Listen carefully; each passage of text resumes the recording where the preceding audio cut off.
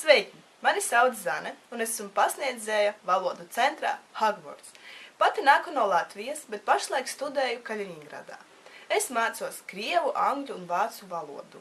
Ir pieredze darbā ar valodu mācīšanu, tāpēc droši varu apgalvot, ka saprotu, cik svarīga ir individuāla pieeja, ko es esmu gatava sniegt.